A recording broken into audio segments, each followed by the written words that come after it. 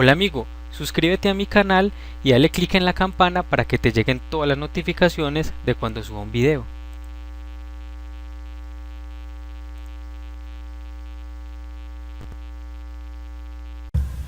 En una época muy remota, algunos humanos vivían mucho más tiempo que en la actualidad. Esta larga vida, según algunas leyendas, pasaba de los cientos de años e inclusive de los miles de años. Muchos de estos personajes que vivieron en un tiempo mítico fueron conocidos como los patriarcas o reyes que servían de intermediarios entre hombres y dioses. Pero ¿por qué antiguamente estos hombres llegaban a tener una vida tan larga? Hola amigos, bienvenidos a Haider Art. En este video documental conoceremos con respecto a la longevidad de los antiguos patriarcas y reyes antediluvianos, de por qué vivían tanto.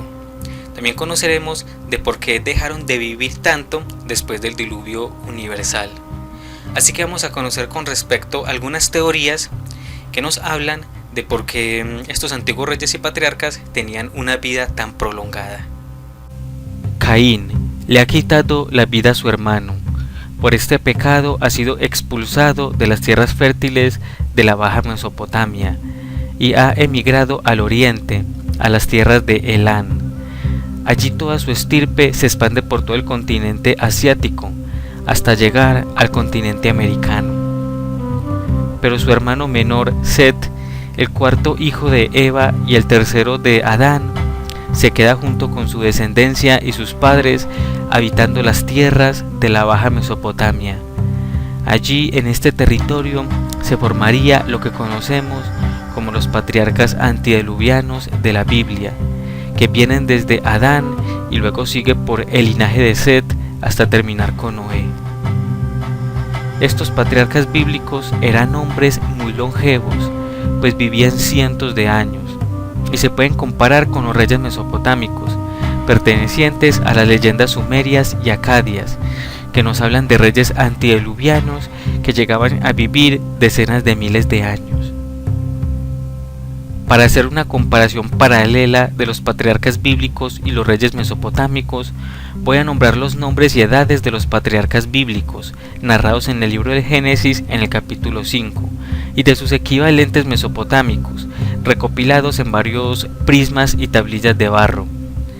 Pero para esta ocasión, preferiblemente usaré el prisma de Wellblundell. Este prisma de barro cocido, de origen sumerio, fue escrito en torno al año 2170 a.C.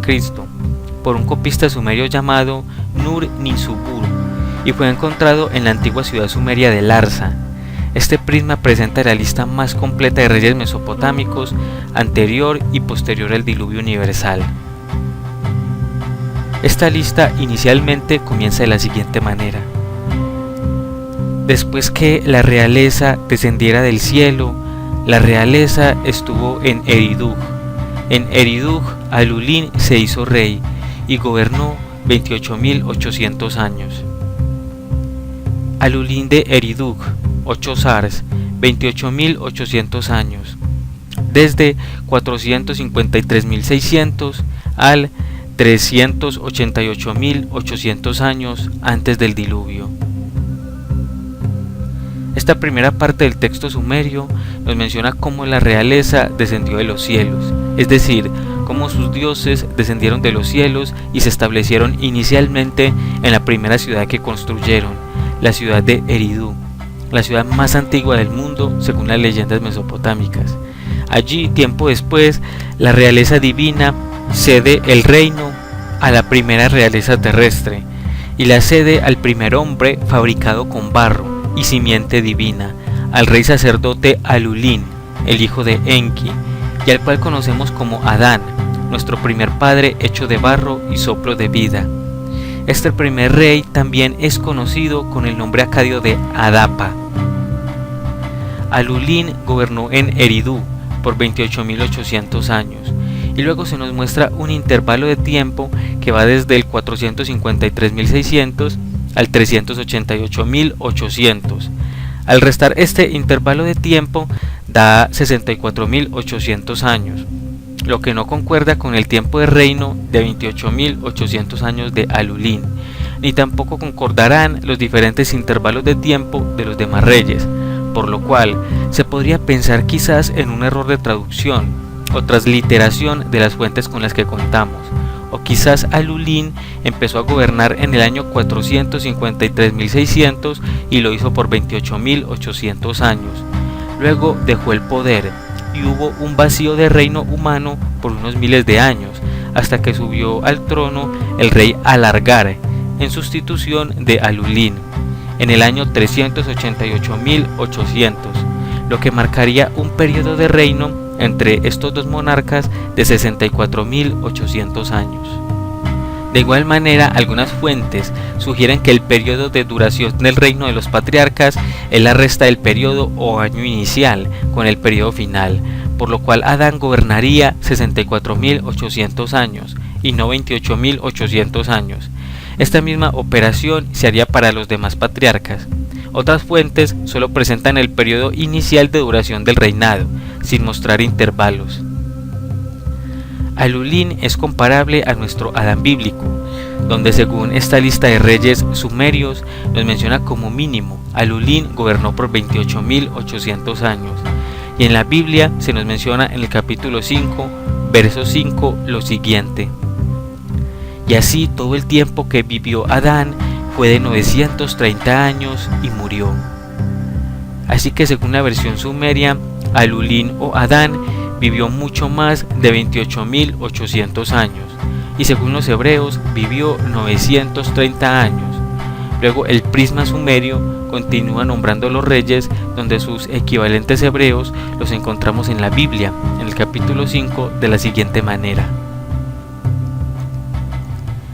Alargar de Eridú, 10 ars, 36.000 años, desde 388.800 al 316.800 antes del diluvio.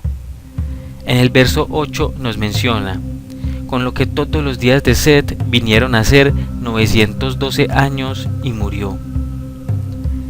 En Men Luana de Batibira, 12 sars, 43.200 años, desde 316.800 al 244.800 antes del diluvio.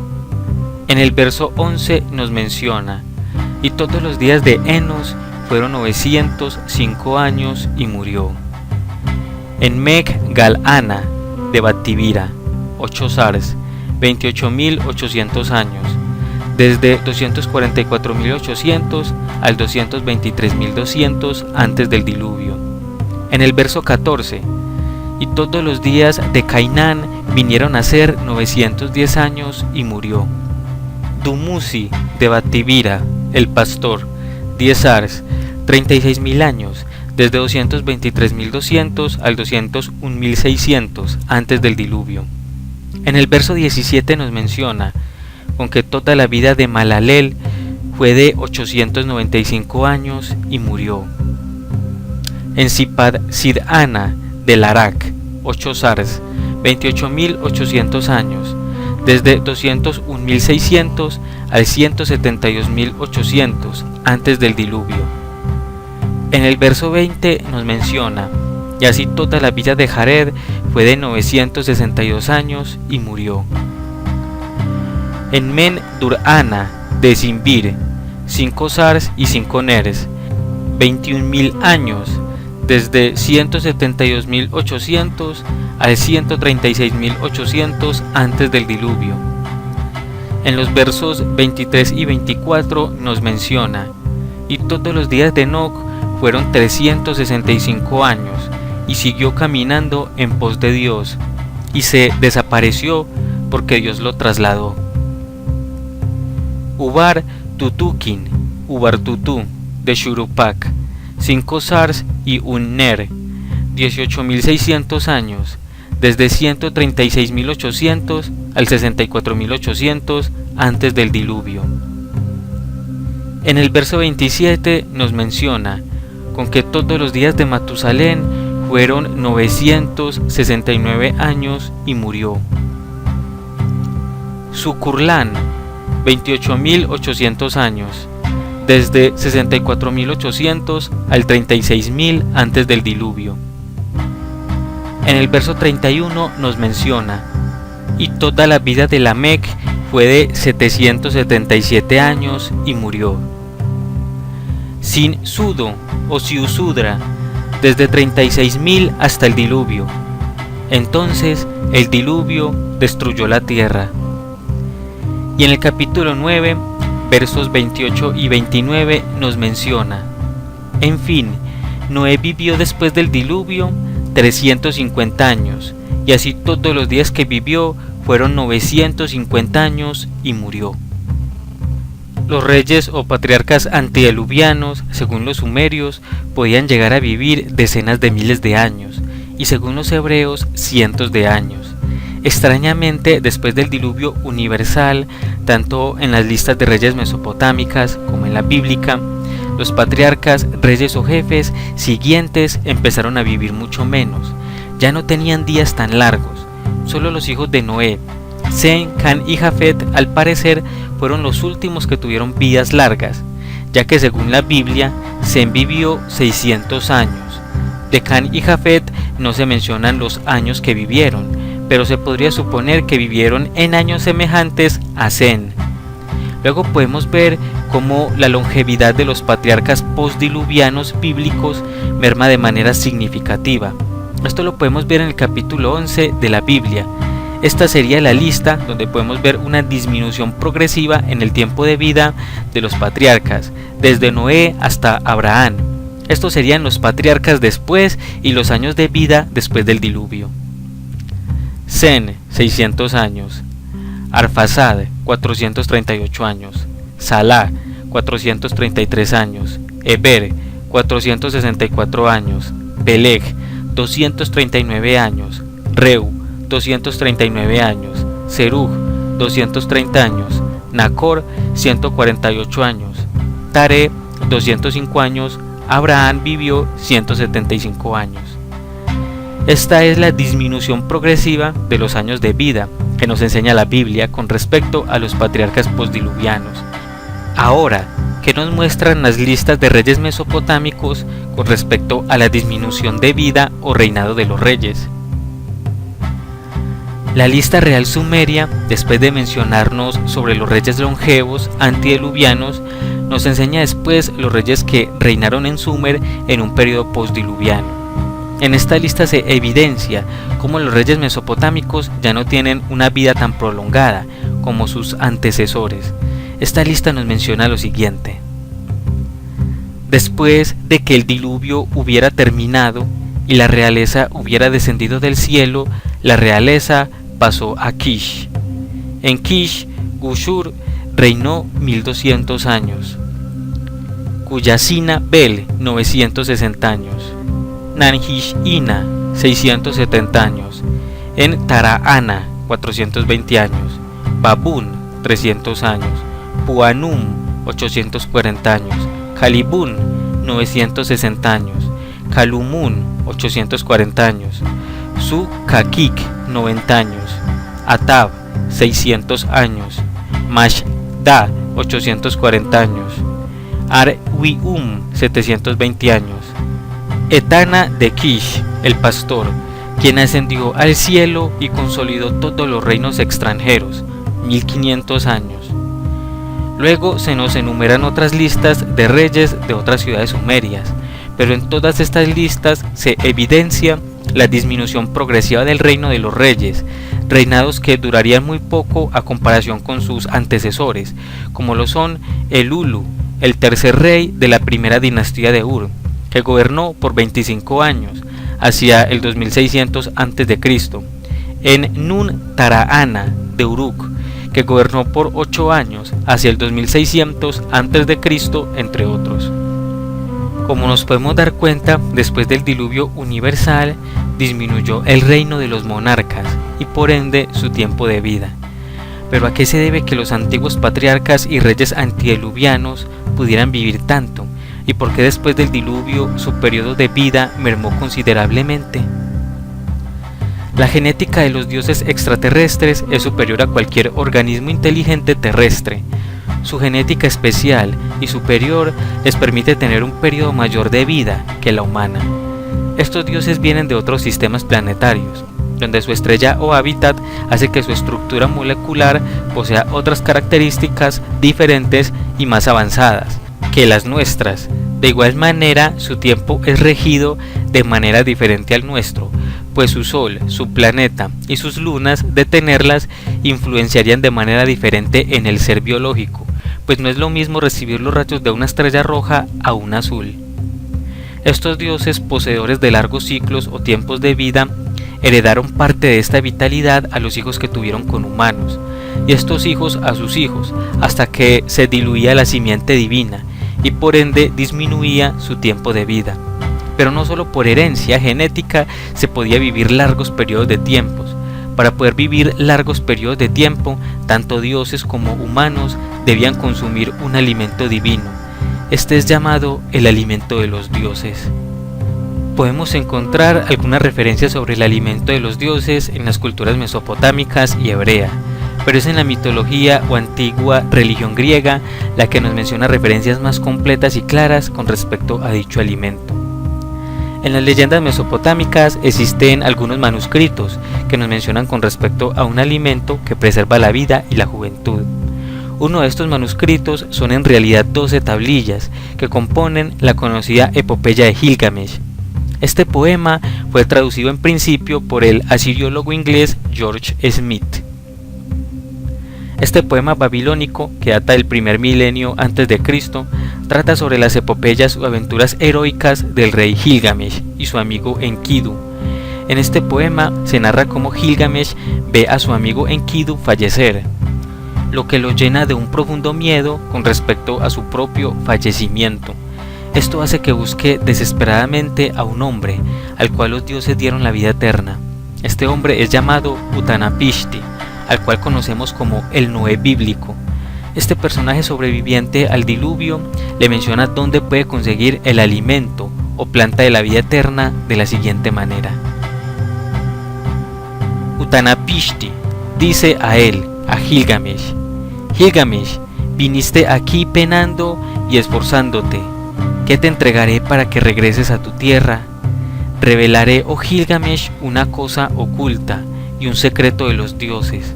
Te diré, esta planta, como el cabrón Esú, sus espinas pincharán tus manos como la rosa. Si tus manos sostienen la planta, tú hallarás nueva vida. Luego el texto nos menciona cómo Gilgamesh busca la planta de la inmortalidad en el fondo del mar. Luego, al salir, menciona algunas palabras y nos dice: yo mismo la comeré y así volveré al estado de mi juventud. Luego se nos menciona cómo pierde la planta de la siguiente manera. Gilgamesh vio un pozo cuya agua era fresca. Bajó a bañarse en el agua. Una serpiente olfateó la fragancia de la planta. Salió del agua y arrebató la planta. Al retirarse, mudó de piel. A esto Gilgamesh se sienta y llora. Las lágrimas se deslizan por su cara. Como nos podemos dar cuenta, Utanapishti le menciona a Gilgamesh donde puede encontrar la planta de la vida eterna. Este la busca y la encuentra en el fondo del mar, pero luego llega la serpiente y se la arrebata, lo que causa gran tristeza en el rey sumerio. Esta sería la mención mesopotámica más conocida, que nos habla de una planta comestible que puede proporcionar la vida y juventud eterna, planta que muy posiblemente probó el mismo Noé para vivir por un tiempo más prolongado junto a los dioses. En la Biblia podemos encontrar mención de dicha planta de la inmortalidad. Allí se le conoce como el árbol de la vida. Esto lo podemos encontrar en el libro del Génesis, en el capítulo 2, verso 9, de la siguiente manera: y el Señor Dios hizo brotar de la tierra todo árbol agradable a la vista y bueno para comer. Asimismo, en medio del huerto, el árbol de la vida y el árbol del conocimiento del bien y del mal. Y en el capítulo 3, verso 22 y 24 nos menciona: y ya dijo Jehová Dios, He aquí, el hombre ha llegado a ser como uno de nosotros, conociendo el bien y el mal. Ahora pues, no sea que alargue su mano y tome también del árbol de la vida, y coma y viva para siempre. Echó pues fuera al hombre y puso al oriente del huerto de Edén a querubines y una espada encendida que se revolvía por todos lados para guardar el camino del árbol de la vida. La Biblia nos menciona con respecto a un alimento que da la vida eterna. Este es el árbol de la vida, que estaba en medio del paraíso. Este árbol, al parecer, tenía la virtud de ofrecer a quien comiese de su fruto la juventud y vida eterna.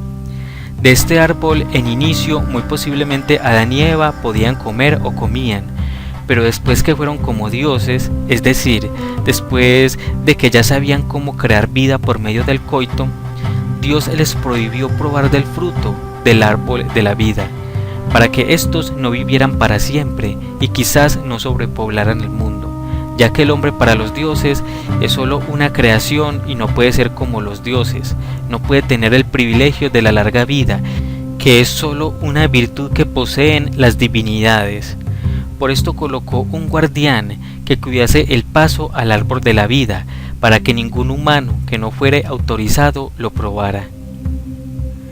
Como nos podemos dar cuenta, las leyendas mesopotámicas y hebreas nos hablan de lo mismo, de una planta que al ser consumida o al ser consumidos sus frutos produce la inmortalidad. Pero no solo los antiguos asiáticos occidentales nos hablan de este alimento magnífico. Los antiguos griegos nos brindan información muy importante con respecto a esta planta o alimento. Los antiguos griegos consideraban que los dioses, para mantener sus eternales vidas, se alimentaban de una comida y bebida fantástica. La comida es llamada la ambrosía, palabra donde según algunas teorías con respecto a su significado puede significar inmortalidad o fragante. Tanto la ambrosía como el néctar son considerados el alimento de los dioses y de algunos reyes elegidos. Este alimento tenía la capacidad de preservar la vida y la juventud, según nos narran algunas fracciones de texto de algunos mitos, como lo es el caso del himno homérico a Deméter. Allí se nos menciona cómo la diosa Deméter se encontraba tan triste que no volvió a probar la ambrosía de la siguiente manera: y la diosa venerable vagó errante 9 días, y presa de su dolor ya no probó la ambrosía. También en este mismo himno homérico a Deméter se nos menciona cómo la diosa quería hacer inmortal a un mortal de la siguiente manera: así criaba la diosa al hijo de Metanira, y crecía como un dios de ambrosía amamantado, y por la noche dormía entre tizones ocultos. Una vez Metanira descubrió lo que pasaba.